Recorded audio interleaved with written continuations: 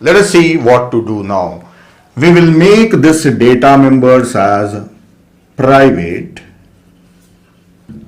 and functions as public. These are public. From the point where I have written public, everything below that becomes public, and from here to here it is private. So data members are private. And by default everything is private, so even you can skip this. By default these are private only. So I have mentioned that those are private and these are all public. Can I say r dot length now? No. R dot breadth now? No. Suppose I wanted to show like this, r dot length. I want to display length, right? I am not setting it. I want to know the value and I want to display it on the screen. Can I do this? No. You cannot write the value of length, even you cannot read the value of length. You cannot read or write now. Then how I can set length, how I can set breadth? I cannot set it. Directly what functions are available? Area and perimeter. So if I simply say cout r dot area, then what result I will get?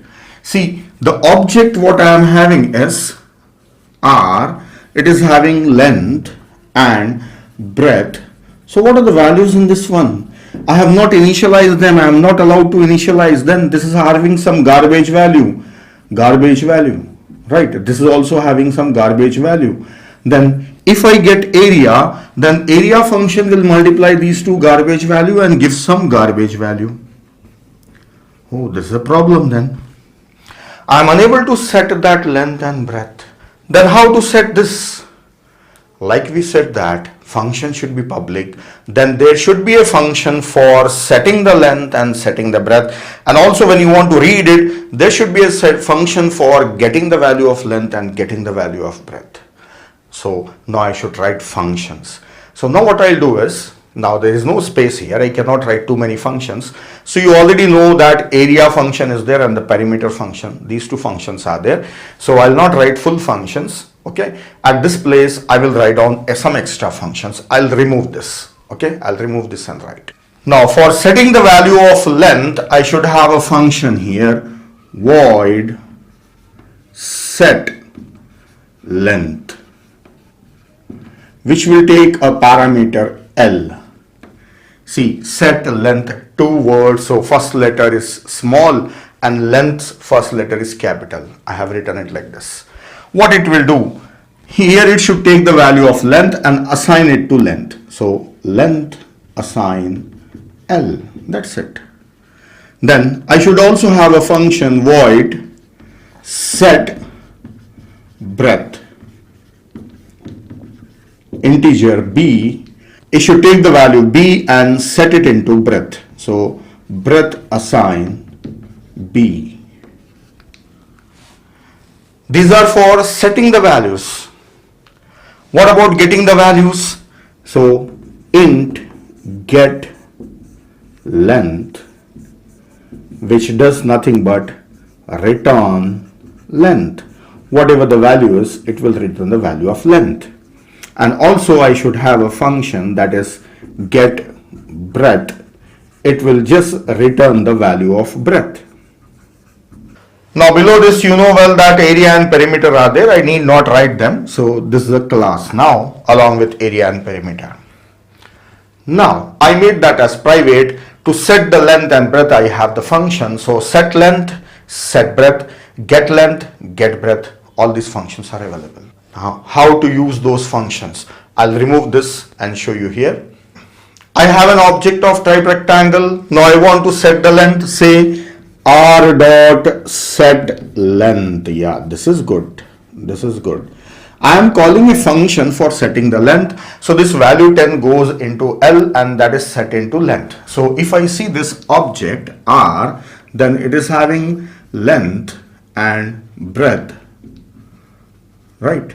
So the value 10 is stored here. Who has done it? I am not directly doing it from main function, but I am calling this function of a class, so it is doing that one. Then r dot set breadth. Yes, this is good. I can say 5. So 5 is set here. Yes. So this is a better way. You call the functions and set the values. So this is a good practice. but still the problem is as it is. See, if I say set breadth -5, then what this method or function will do, it will take that -5 and set into breadth, and still breadth is -5 again. Then what is the benefit of writing these functions? So problem is not solved. Now I will make those functions little intelligent to check what data they are getting and then set it. So I will write on the code. Check this one. See, I will do it in length first. L.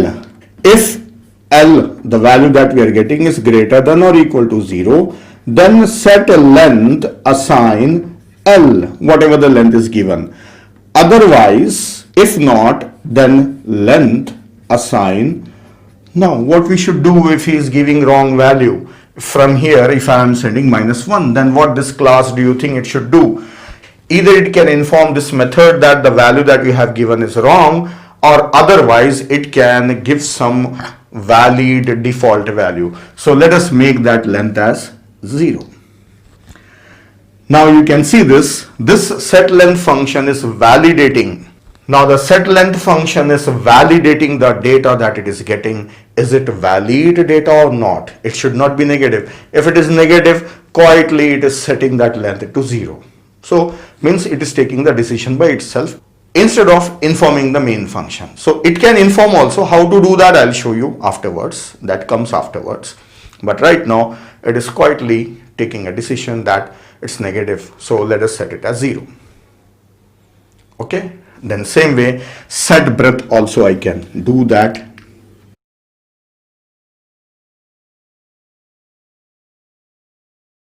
Now we have set length and set breadth functions which validate the data and assign it.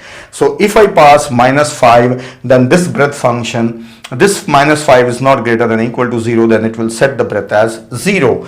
If I call area now, cout r dot area, then I will get the answer. What? This is +10 only, assume that. So it will multiply +10 into, because of -5 it has made it as 0, then area is 0. Yeah, at least it is not giving negative result. But still the main function is not knowing, or the user is not knowing, that there is a problem with the negative value. So if you want, you can write down here cout length cannot be negative and then set it to 0. And cout breadth cannot be negative and set it to 0. So when I write the program, that time I'll show you that you can give a message. The next, I just want to display the length of a rectangle. So I can say cout length is r dot get length. It will give the value of length and it will print on the screen along with cout. So I'll get length is 10. So finally we have achieved data hiding. We made the data as a private and made the functions public. And because we were unable to access the data, we have provided some validating functions or intelligent functions which will take the valid data and assign it to those data members. If it is invalid, then they will decide some data and assign it, right? Or else you can make them give a message also. So how many functions I have written? Set length, get a length. Set breadth, get breadth. So for each data member I have written two functions, that is get and set. Get will give you the value of a data member and set will change the value of the data member. So whatever the data member is, if it is length, then it will be get length. If it is breadth, then it will be get breadth. If it is marks, get marks. If it is price, get price. So xxx. So we have written get xxx function and set xxx function. So these functions are called as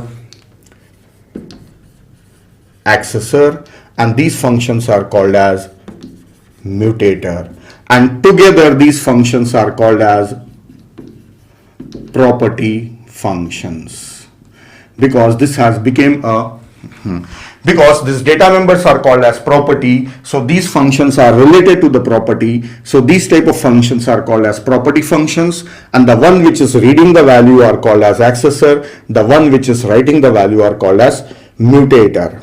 Now few more things. For any data member, that is length or width, in our example we have only two. So for any data member, if you are writing both get and set function, then the property is read writable. If you write only accessor get function, don't write set function, then it is read only. You cannot write the property, you cannot change the property. So it depends on your policy which property you want it to be read writable or only readable. So if I don't write set functions, then only get functions are there. So I can only know length and breadth. I can read, I cannot modify it. So some situations you need that, you can do it. In our example, we need both the functions, so we have written both.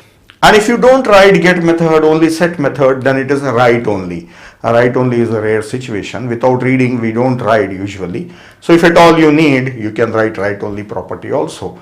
Don't read it, it's a secret. Just if you want to write it. Never read it. So you can do that also. A secret value, a secret key. For that you can make it write only. So that's all.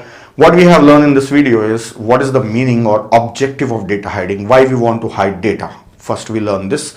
Then second thing we have learned, if we make the data hidden, then what problem we face? We cannot access the data. So we wrote get functions and set functions for reading and writing the data.